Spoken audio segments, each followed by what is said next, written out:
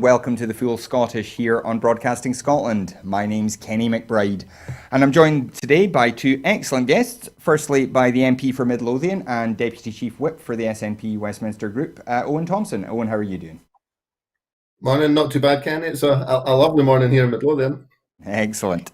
And on the other side of me, we have Valentina Servera Clevell, who is the President of EFA Youth, and is also potentially standing as an SNP candidate in next year's election. Valentina, how are you doing today?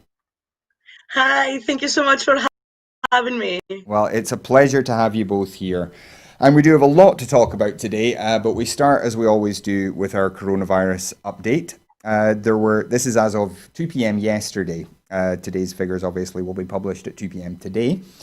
There were 764 new confirmed cases of COVID-19 in Scotland. There were 4 new reported deaths, sadly. Now that takes us to a total of 795,629 people in Scotland who have been tested. Of those, 764,178 were confirmed negative and 31,451 tests were positive. There were 191 people in hospital on Friday night, 23 of whom were in intensive care, which is a slight increase on both those numbers. And we now have a total of 2,530 patients in Scotland who have sadly died from the illness. That includes only people who have received a positive test and have died in hospital. So, not great numbers for Scotland this week, but perhaps the most famous person to be diagnosed with COVID-19 this week was the American president, Donald Trump. We believe he was diagnosed on Thursday. Some reports suggest it may have actually been Wednesday. As often happens with President Trump, the facts are not entirely clear. He was then taken to Walter Reed Hospital on Friday, apparently to receive oxygen, but then was able to make a statement to camera shortly afterwards. So, Owen, I think I'll come to you first on this. The president has not been praised from many quarters for his handling of the pandemic. Is this just the chickens coming home to roost for him, do you think? I think the one thing that we can say for certainty about Trump's behaviour through the whole pandemic is it's been utterly reckless.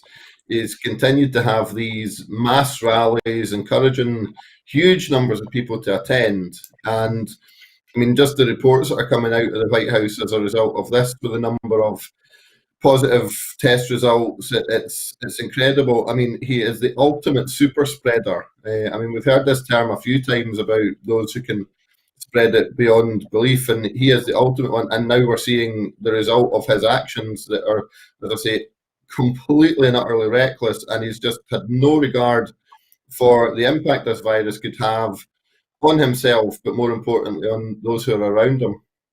And if you had to predict, there's an election coming up. There are debates due to happen in the next couple of weeks. How big an impact do you think this could have on the election? Yeah, it's an interesting one because I mean I know there's as always with Trump, there's all sorts of conspiracy theories around, but I mean let's just assume it is what it is. It's certainly an opportunity for Biden to highlight how reckless he's been and the reckless way he's handled the pandemic in its entirety across the states. You just need to look at the death toll there to see the way that's worked through and how the Trump hasn't really taken it as seriously as he should have. So in normal circumstances, you would sense that would be quite an advantage to Joe Biden over the next couple of weeks when Trump's perhaps laid under, perhaps recuperating, whatever else he might have to go through. But whether it actually has an impact on the result itself, because if he somehow makes a very speedy recovery, then I've got no doubt at all Trump will do well, you see, I was right all along. We just need to get through this, and it's fine. So, yeah, I mean, obviously, he's getting a level of medical care that nobody else in America would have available to them unless they were the billionaires. I mean, the healthcare system there would mean that any normal person catching it would not have access to the level of treatment he's getting. But whether that distinction's ever actually made or considered by those supporters of him is hard to say. Yeah.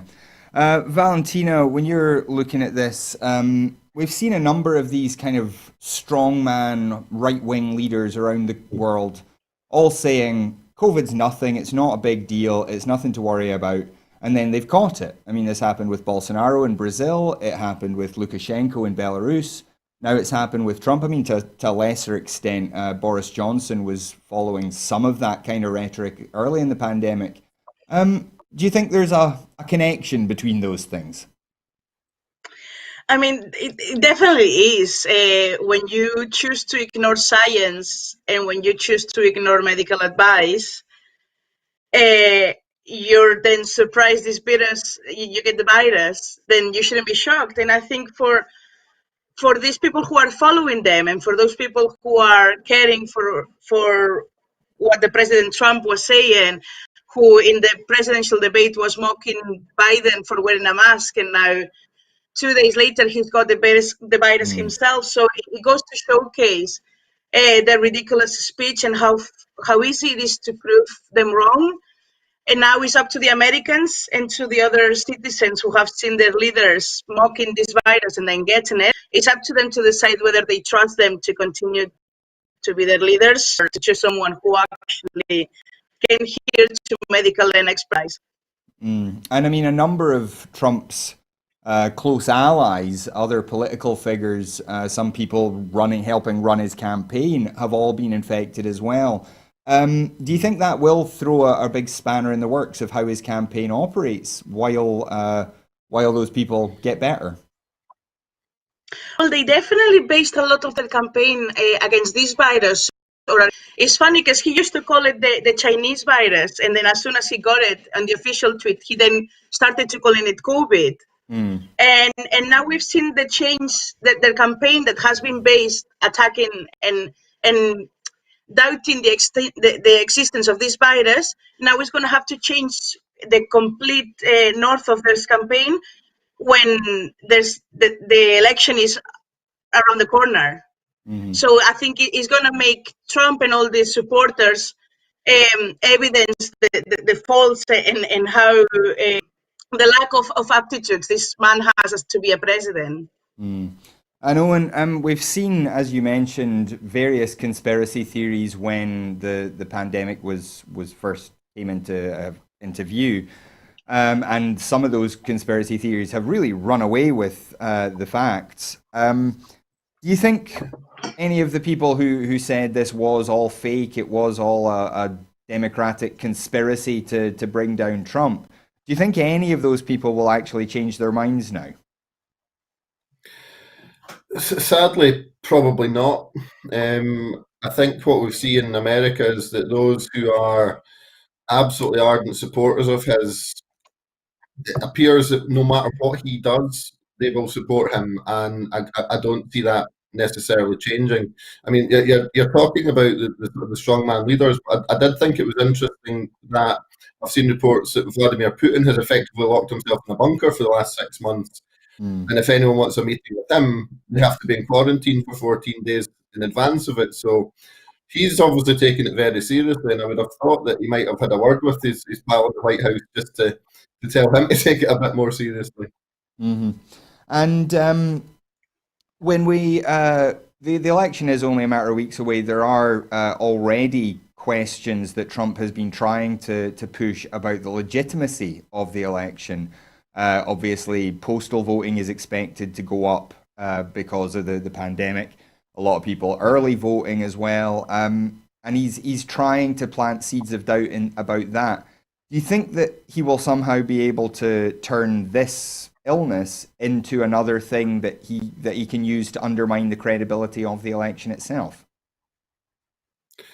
Yeah, I mean, it's very concerning. A lot of these comments that he's made are appearing to completely undermine the basics of democracy. I mean, we see some of the similar tactics being used by the Tory government here in their call to get rid of the Electoral Commission. But I think my reassurance is on this one that American Constitution is written, it's very clear. So even Trump, if he tried to take some of the steps to claim that the result wasn't legitimate in some shape or form, I would certainly hope that even those Republicans who have backed until this point would quickly back away from that, because democracy is so important to them in general terms, while it might not be as important to Trump himself, who seems determined to try and hold on at all costs. Mm-hmm. And Valentina, when you're looking at this election, I think a lot of people around the world are very much hoping that Biden does defeat Trump. Trump has been maybe the most unpopular American president worldwide that any of us can remember. What do you think will happen with all the undermining of trust in the electoral process that's happened, with the way that he has tilted the balance of the Supreme Court and so on?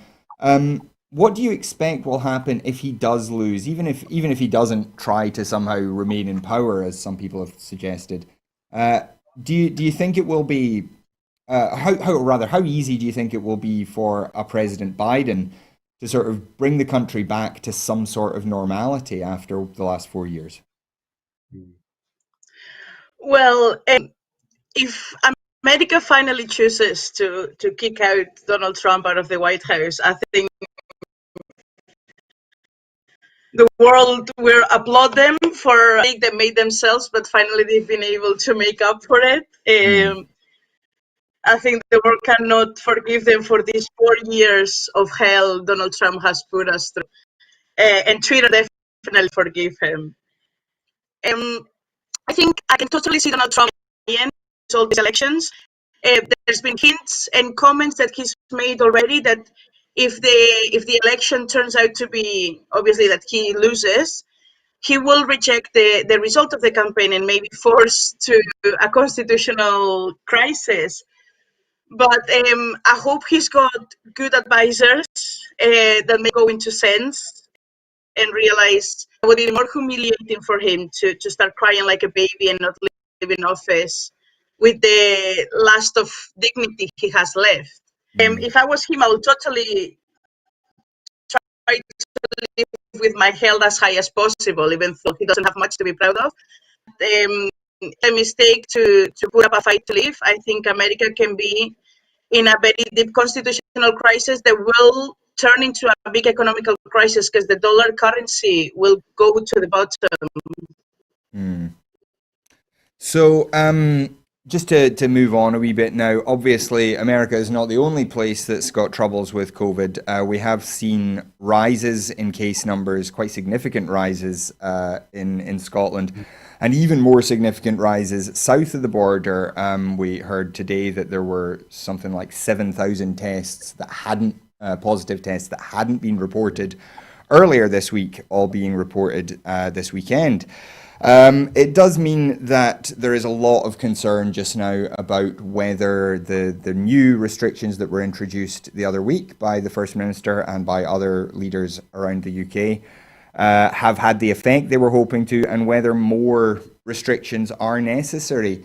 So, Owen, if I can come to you first on this, obviously there is a bit of a lag in seeing the effect of new restrictions. So, but we would be starting to expect case numbers to taper off a bit if those restrictions were having the effect that we hoped.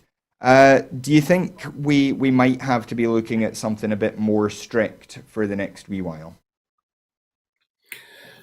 I think the important thing is that we look at every possible option as it comes up. I mean, and yeah, as you say, there's always going to be a bit of a lag. I mean, the incubation period itself means that when the new restrictions are brought in, it is going to be 10 to 14 days before we really see any kind of significant impact of them. So I would hope over the next week that we might start to see a shift in the numbers again. But I mean, if we don't, then we just need to be doing everything that we possibly can. And I mean, we've been very lucky in Scotland to have the First Minister being so clear, open and direct with the population on a daily basis to make sure that we're all as informed as we possibly can be of why decisions are being made, because we all know that they have such a significant impact on all of us.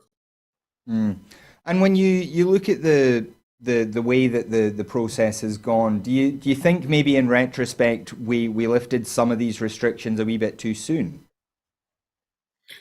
there's always going to be a balancing act, and I mean, I know that obviously the Scottish Government are basing these decisions on the science and the discussions that they're having, and I mean, I can't dispute the information that they're being given. It's a moving feast, and it's about always trying to do what we can. I mean, I know that we've said a number of people have asked, well, why are the pubs open? But actually, in a pub or restaurant setting, you've got sanitizer on hand. There's people there to try and make sure that the social distance is happening, as opposed to households where there is no measure. And unfortunately, I mean, we had a situation in Midlothian with a huge ticketed event that had hundreds of people at it. I mean, that sort of thing completely undermines all of the efforts that have been made by all of the rest of us to try and get this virus under control.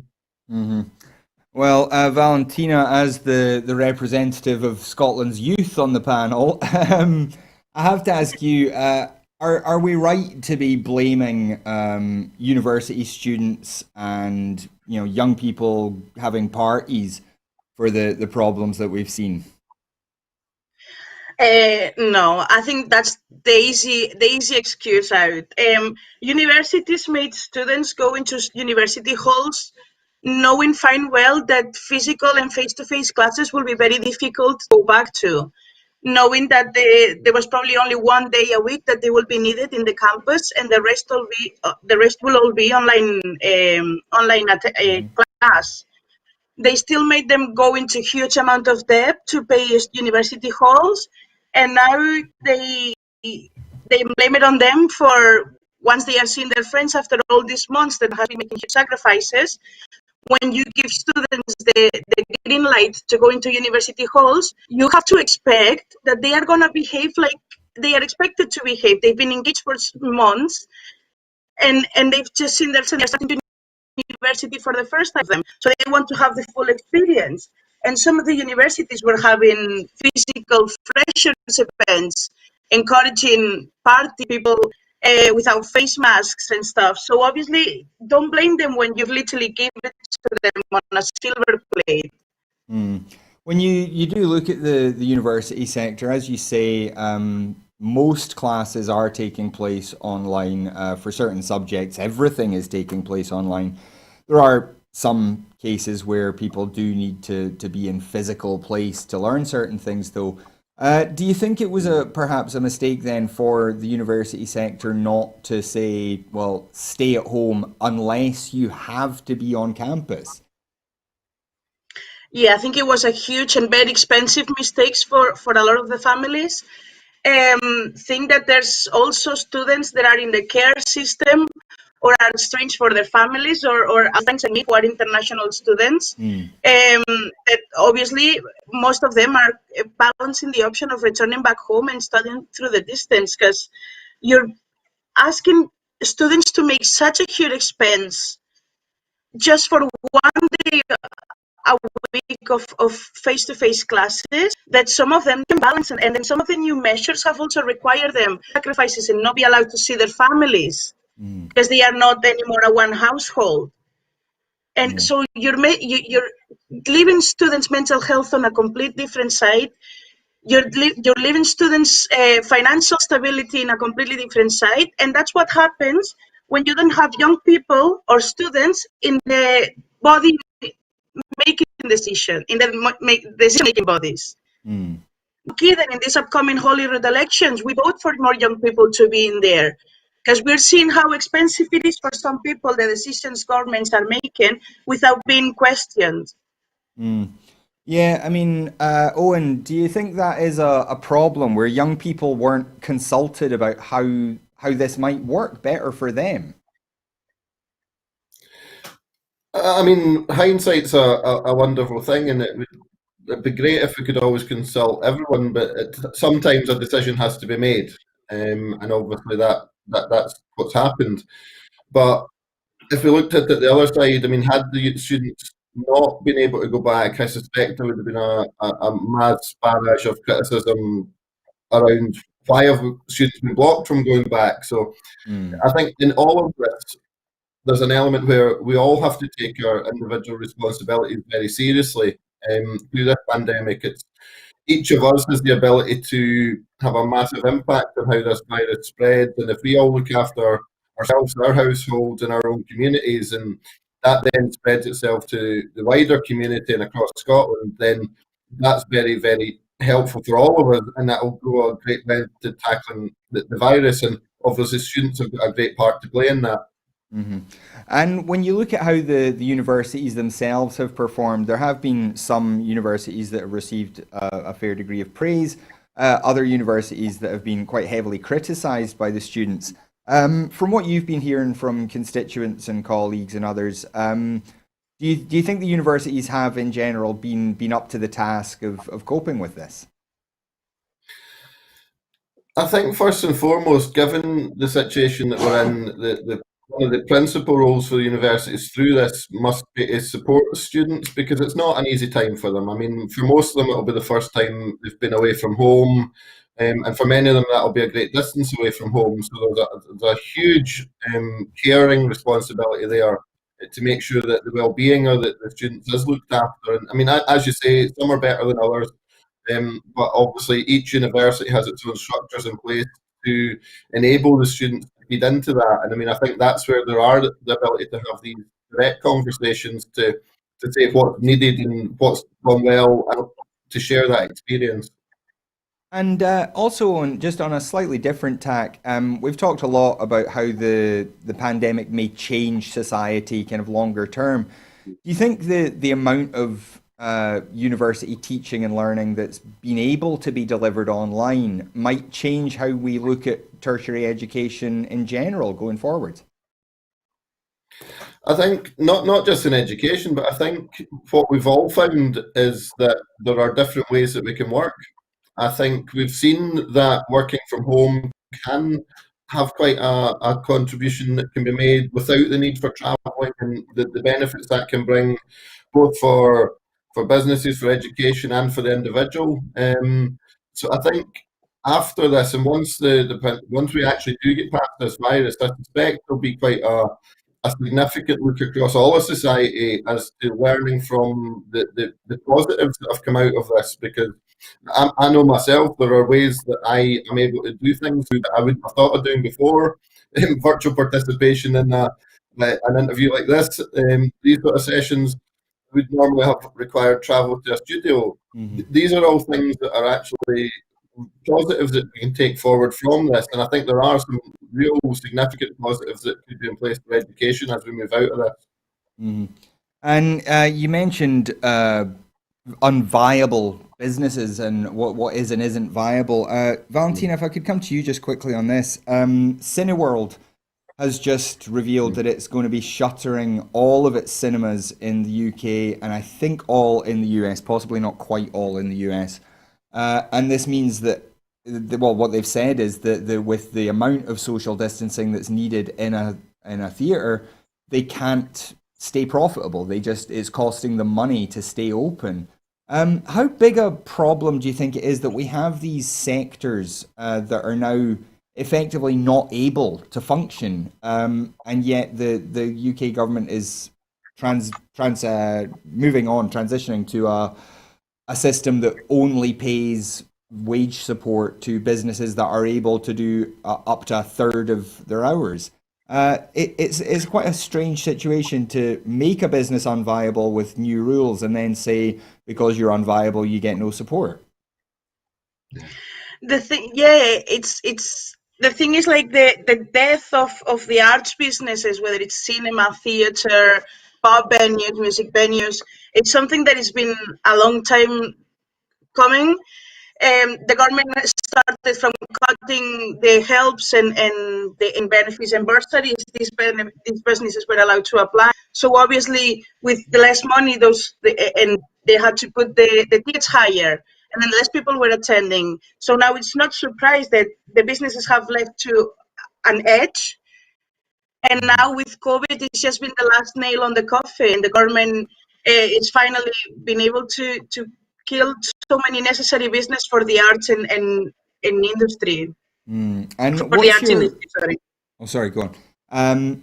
What's your feeling about how the art sector, as you say, it's been one of the worst hit in terms of just not being able to do anything. What's your feeling about how that sector is going to recover, and or is it going to recover after we get past the worst of the pandemic? Well, I'm very scared actually. I'm feeling very scared and saddened because I don't see any positive or any help at the moment coming soon.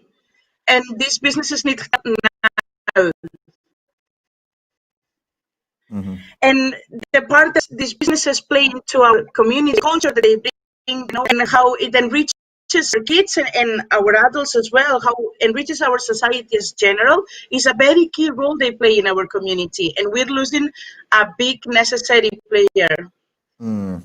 Now, Owen, to just turn back to you again, we've also heard this week from Willie Miller, amongst other great Scottish footballing legends, that this is not good for football, that football fans need to be let back because it's starving the clubs of funds, and even some accusations that the restrictions are political, not health-based. First of all, could you respond to that attitude, that kind of comment from Willie Miller? And secondly, how big an issue do you think it is that football still isn't able to have fans in, and the effect that does have on especially smaller clubs? Yeah, I mean, I suppose that the comment itself isn't particularly helpful, because I don't think any of these restrictions that are put in place could be accused of being political. I think I have to say that from the start. I don't think anyone wants to be making any of these restrictions. So to suggest they're political at all, I do find unusual. I'm a football fan. I love my football, and I'd love to see fans able to go back to football. But when you look at what that was like, with a lot of people crowded together in a relatively enclosed space, albeit that it's out in the open, that is kind of prime ground for transmission of COVID. So I can completely understand why there's a need, so certainly at the sort of the top level, to make sure that that can't happen just now. But obviously, their clubs have got significant other avenues of income. And I mean, there is the TV money that they all get and stuff like that. But I mean, I know that I've had contact from a number of teams local to me here. I've had Bonrig Rose, Pennycook Athletic, and Whitehill Welfare all getting in touch, because they're effectively making the point that clubs of their size are possibly in a better position to more safely trial allowing fans back in. They don't have the tens of thousands of fans. They'd love to have them every week. But that isn't the case. So they could probably do it in a more managed way if there was an opportunity to do that. And I mean, I'm sympathetic to that. I can see where they're coming from on that. But all we need, at all steps, we need to make sure that we're doing everything we can, because I mean, with smaller clubs, it is going to be a case of, can they afford to continue to manage the ground? Where is the funding coming from? And things like the requirements on them by the league for what they need to have in place, that these things are all costing them a lot of money. So yeah, there are a number of issues around that, and I don't want to see a situation where they end up in the place where, I mean, we're talking arts, theatres, cinemas, where, I mean, the government and the UK government have completely abandoned these industries. I mean, again, over the summer, I visited a number of local companies who support large events, who just cannot do anything really at the moment, and they're getting zero support from the UK government. And it's kind of putting freelancers and companies like that are supporting large events, musicians in particular, under real pressure, because they are part of this excluded group who have had no support whatsoever at any point through the pandemic. Well, we obviously will keep discussing COVID as the weeks and months go on, but we do have to move on now to the other great crisis hanging over the UK at the moment, which is Brexit.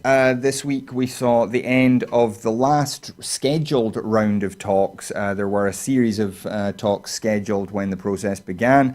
This week was the last of those. Clearly, of course, there are going to be more talks, but we still don't have a deal. Owen, how concerned are you that we have got to this point where time is becoming increasingly pressed, and we still don't have anything on paper to tell us how this is going to work after December 31st.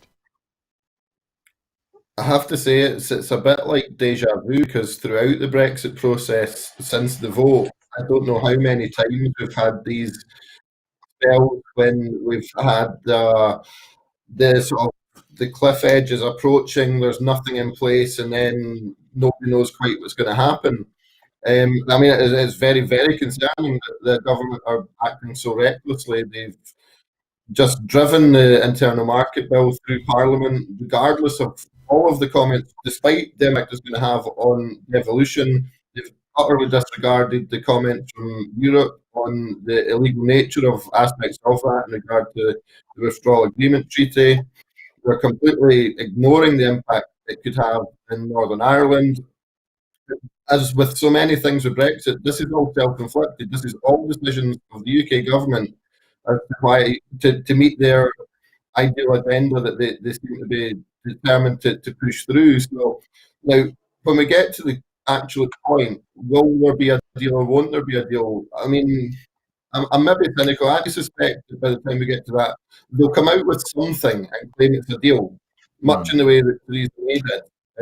If we remember her, Theresa May came back to Parliament with a deal and managed to vote it through, and then that was the end of her premiership. Now, I could see a scenario where you have a similar situation where Boris Johnson has to have his team negotiate a deal to get something so that he can try to claim some level of victory of, look, we told you we'd get a deal, here it is, which will be disastrous for the economy. It's going to put up prices, it will have all the impact that we thought it would. But even if he manages that, he'll then have a massive rebellion from his own backbenchers who want no deal. On the other hand, he gets no deal, and we end up coming out with an even worse situation. So it's a catch-22 for him, but I wouldn't be surprised if at the very last minute they appear with something that they claim is a deal, regardless of how bad it is. Now, Valentina, turning to you now. You obviously are a new Scot. You're from Catalonia originally. That's right? That is right, isn't it? Yes, yes. Okay. So as a European citizen, then, how has it felt over the last few months to see this just failure to make a deal, the kind of contempt that the UK has shown for international law, for its previously agreed deal with the EU, and of course your life potentially hanging in the balance of what decisions are made. How has that experience been for you? Well, last year was very rough because I came to this country. I was 18. I came here with no safety net. I had like 2 suitcases and a little bit of money saved. And I had to work very hard to stay in this country and to get access to education. And I was working crazy hours just to make me dance. And just the chance that all that in a second can be taken away from you just because of a Tory government. Somebody from behind a fancy desk can decide whether if I'm worthy to stay in this country or not. When I'm a Scottish person, I feel Scottish. My belly is full of tenants, and I watch a lot of still games. So I've learned about scary and more because of the uncertainty of not having, and they don't have anything prepared. They don't tell me if I can't stay in this country, be coming back, what do I need? Do I need a visa? Do I need what permits do I need? And it's just that misinformation and knowing what an incompetent government's life, how might affect yours, and just how they are not caring about anyone except themselves. And about this point, they are breaking the law. They are putting in danger a lot of people stay in this country just because they made a promise and they want Brexit done, and Brexit done, yes or yes. Now, you're also the president of the European Free Alliance Youth. For those of us for any viewers who don't know, the European Free Alliance is a grouping in the European Parliament of organisations, parties seeking independence for various areas. So that includes the Catalonian movement, the Basque movement, all sorts. Could you tell us a wee bit about how the EFA has approached this whole topic, and how are they looking at the UK now when this with the kind of contempt that we've seen for the devolved parliaments over things like the internal market bill? Is that getting attention in Europe? Yes, well, we are arguing our case a lot, but we're mostly focused on we have the cost of a UK and in the European Union. It's lost. Mm. So now our bet is for an independent Scotland to be inside this family of nations. So that's where we're putting all our efforts and our focus on. Fortunately, we luckily saw Ursula von der Leyen, I don't know if it was yesterday or the other day, announcing she was going to action against the UK for breaching the law. And it's just been quite relieving in the sense, finally, the EU has been, the opposition Labour was never inside of Westminster. So it's quite nice and quite hopeful to see the EU fighting for that. And how every time we mention the Scottish case, they are like, oh no, don't worry, soon we won't have a chance to misuse yet. So it's quite hopeful to see how everyone is expecting us to join them soon as an independent nation. Mm. I know, when just from your perspective, you have been at Westminster a fair amount during the pandemic, which of course not all of your colleagues have been. What's your feeling just from what you're hearing, maybe behind the scenes, the things that aren't happening in the chamber? Do you get the feeling that there is a willingness in the Tory government to get a deal? Because as I've said, we've heard some very confusing messages about what they actually want. I think that's largely down to the fact that I'm not entirely clear they know what they want. They've got this "Get Brexit Done" slogan, and they've got all these brand new shiny members who have come in from these red wall seats who can stand up and shout "Get Brexit Done" and how they are there to demand that Brexit happens for their constituents, completely disregarding the fact that the whole of Scotland's council, every one of them voted to remain. That doesn't matter to them, but they're there as a red wall Tory MP demanding that the Prime Minister get Brexit done. I'm not clear. There's a huge amount for many of them that has gone into the thinking behind that. They're just absolutely signed up to the project. Does the government itself want a deal? I have to say I'm not convinced.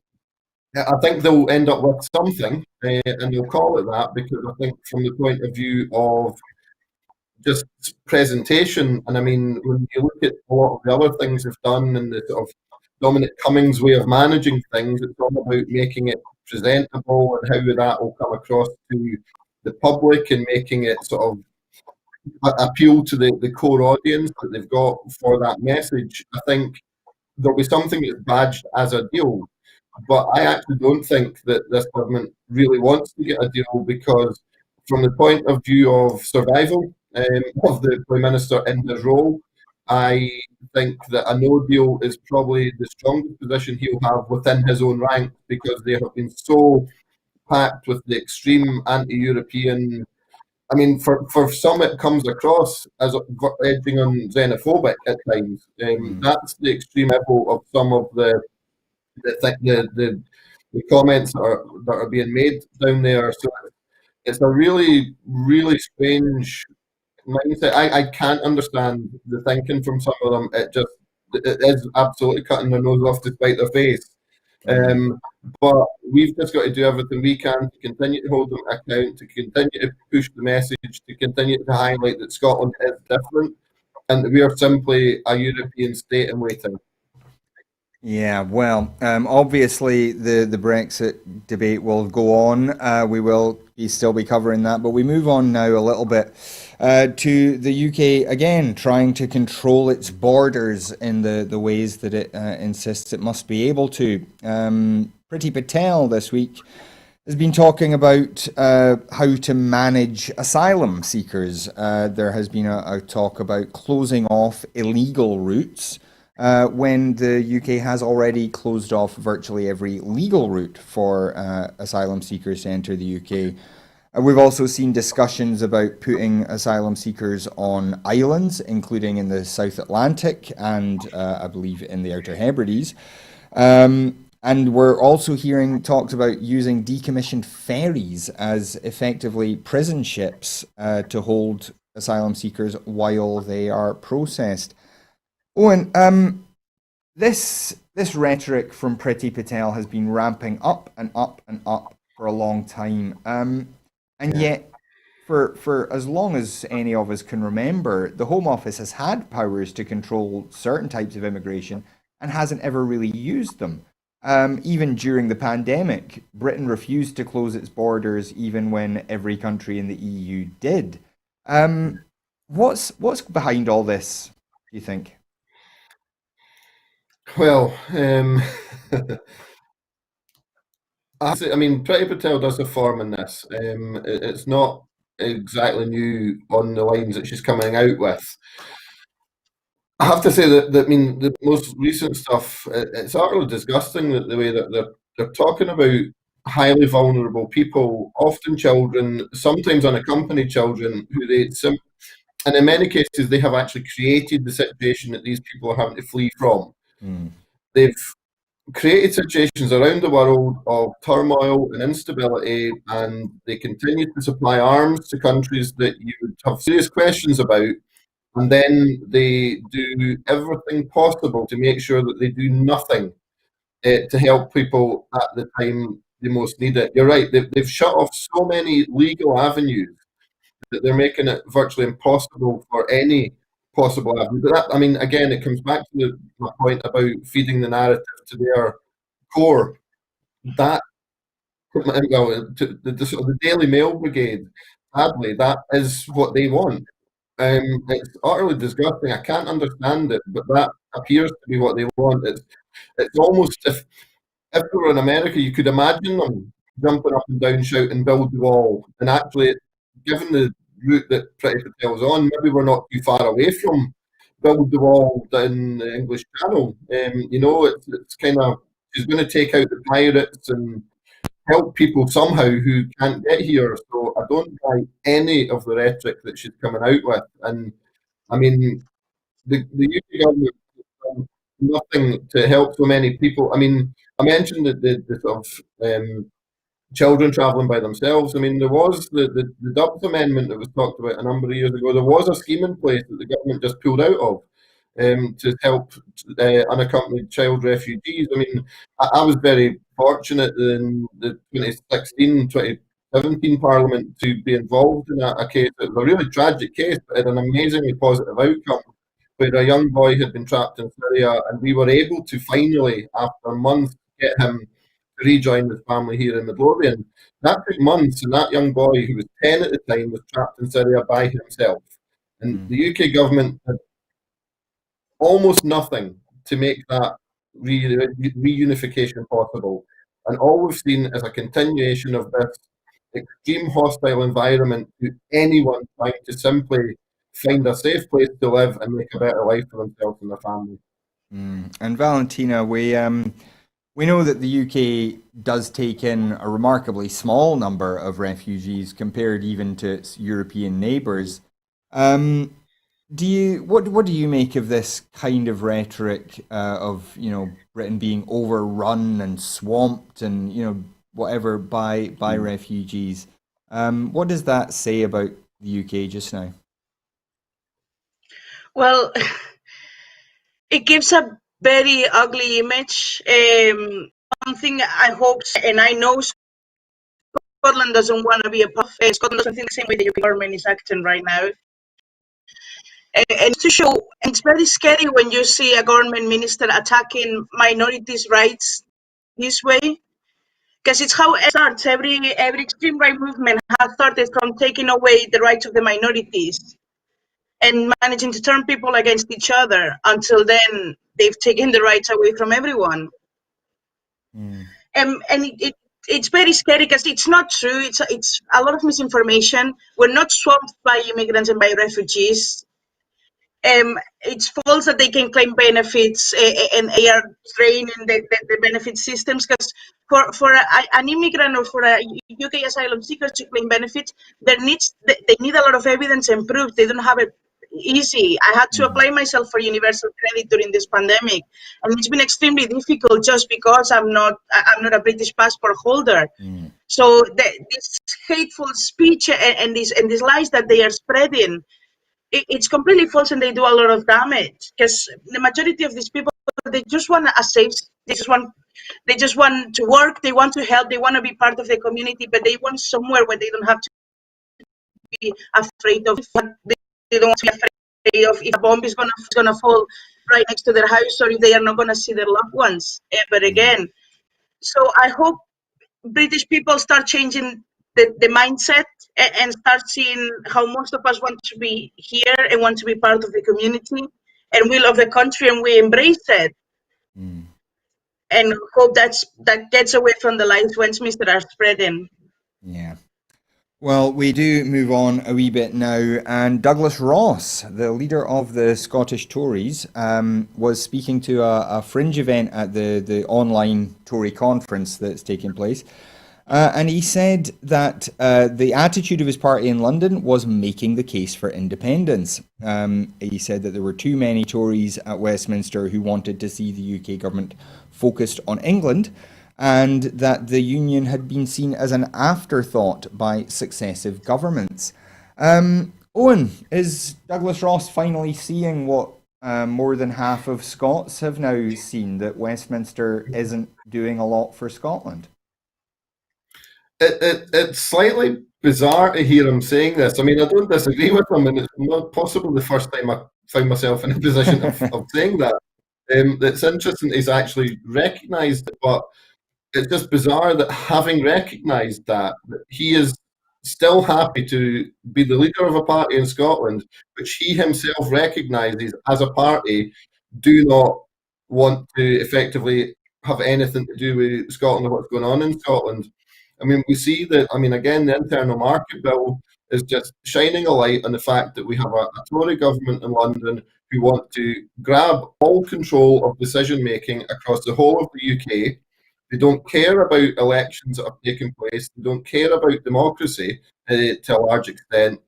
And they're simply just creating new laws that gives them the ability to completely overrule the devolution settlement that so many of us voted for, and across the political spectrum, and that we want to see working just now until we can take it forward, becoming a fully independent parliament. But the Tories are doing everything they can to try and undermine that, which I think will only go even further to strengthen the case for independence beyond where it even already is now.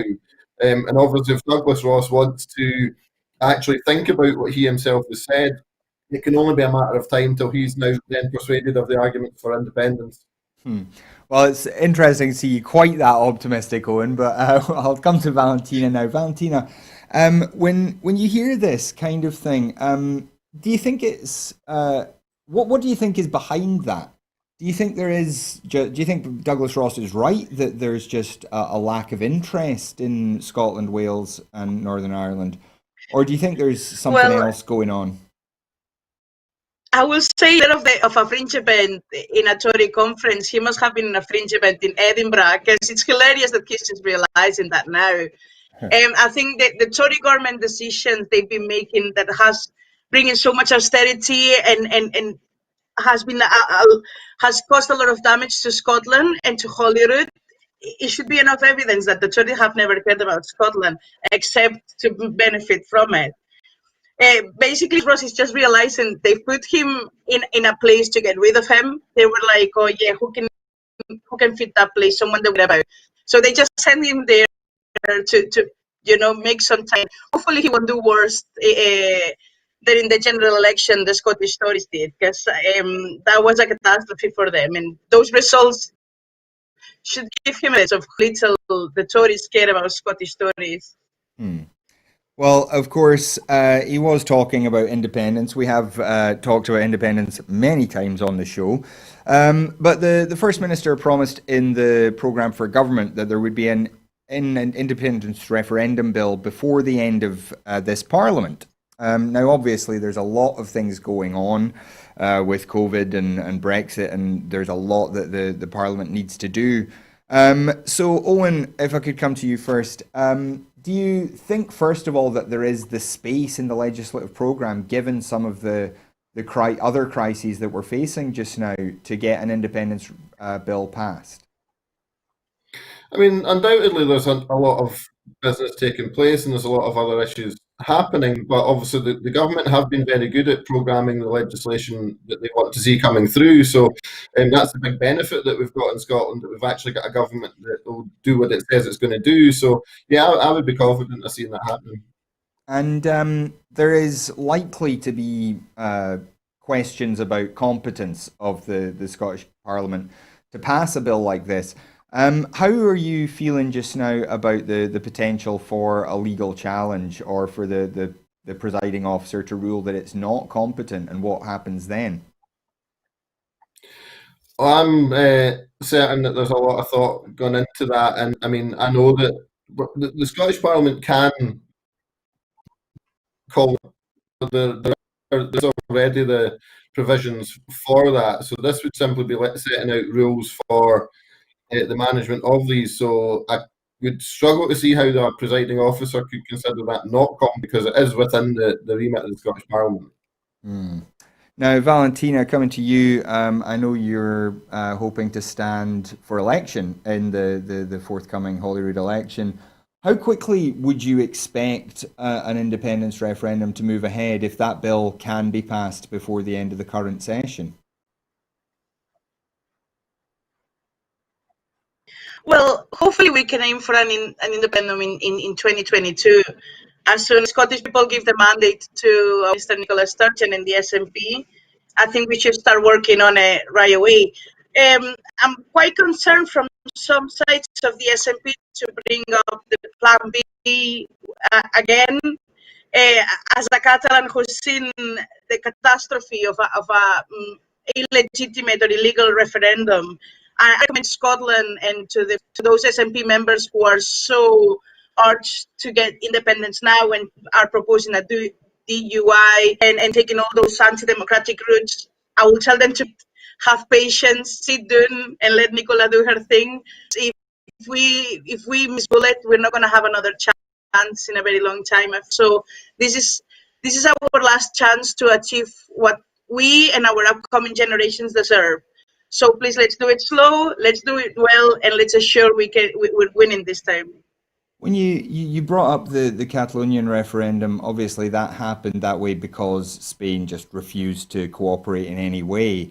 I wonder, do you have any concerns that something similar might happen in Scotland if there is, as we said, a dispute over the competence of the Scottish Parliament to get this done? Well, I can see the UK government. I hope the UK government doesn't do the same as the Spanish government. The Spanish government comes from a fascist government that we never deep cleansed. So that the police violence and all that stuff is permitted in Spain because it's been a normality for centuries. See, luckily, I don't see that happening. I do see the UK maybe taking actions, maybe doing what the Spanish government did with Kim Torra and ban Nicola from office. That's ways they can take. But my biggest concern is if Scotland gets an independence referendum without following the right steps, it's the international recognition. We saw with the Baltic War how many countries, it took them 10 years to finally gain international recognition as an independent country, and Scotland cannot afford to be that long outside the EU. So I know the EU will only accept an independent Scotland if we have done things right and if we have earned our independence with all the steps followed.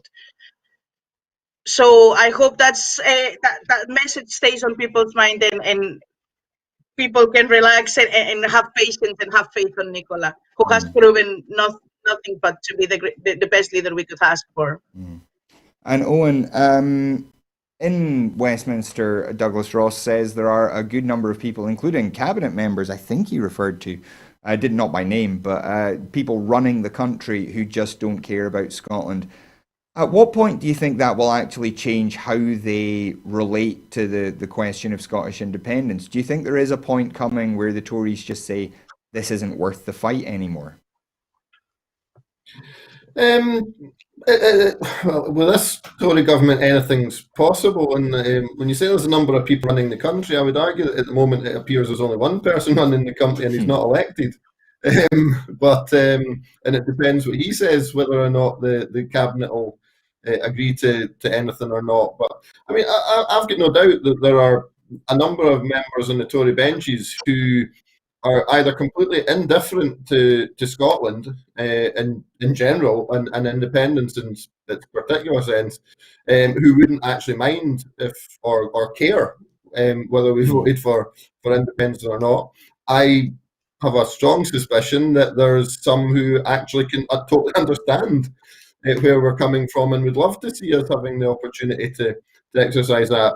I mean, there's a real opportunity here for Boris Johnson as the Prime Minister, because he's in a unique position where he could effectively, by supporting our calls for a referendum and allowing the people of Scotland to have our rightful say on the future of our country, obviously the people of Scotland are sovereign, and that was put down as a motion in the UK Parliament in 2018 and agreed to unanimously. So the acknowledgement's there that the people of Scotland are sovereign and need to be making that decision. But the Prime Minister has an opportunity now to, on the back of that, effectively become England's first Prime Minister. And I have no doubt whatsoever that England could be a highly successful independent nation in their own right if they chose to do so. Well, that seems like an excellent place for us to end. A wish of goodwill to our neighbours. So I'd like to thank Valentina and Owen very much for joining us. It's been a pleasure speaking to both of you. And we'd like to thank you at home for joining us as well. We do have to ask at this stage, if you're able to support Broadcasting Scotland, it would mean a great deal if you go to broadcastingscotland.scot/register and sign up there as a supporter. Your £5 a month coming in there is the main way that we fund Broadcasting Scotland, and every new subscriber that we get makes it easier and easier for us to build the better broadcaster that we believe Scotland deserves. If you're not able to support us financially, we do absolutely understand, and our shows will always be free to view online, so don't worry that we're going to cut off your access or send the detector vans round. But you can still follow us on Twitter at Broadcast Scot. You can find our Facebook page, subscribe to our YouTube channel, and click the bell icon while you're there so you know when a new video goes up. And then share those shows around. Let people know where we are and what we do, why you do enjoy our shows. That's the best way possible for us to get the word out about what Broadcasting Scotland is and what we do. And finally, if you'd like to get involved here at Broadcasting Scotland, we do have lots of options, lots of opportunities. If you want to appear in front of the camera or work behind the camera, we can provide you with training and all sorts to help you become a part of our better broadcaster for Scotland. So do please get in touch with us. And just before we go, I would just also like to send Broadcasting Scotland's best wishes to the Reverend Lorna Hood, who is announced the other day that she is stepping down as the chair of Remembering Srebrenica Scotland. Lorna has done a power of work in keeping the memory of the Srebrenica massacre alive. She was on the show quite recently along with her friend Ika Ferrer-Gotic, talking about the anniversary of the massacre.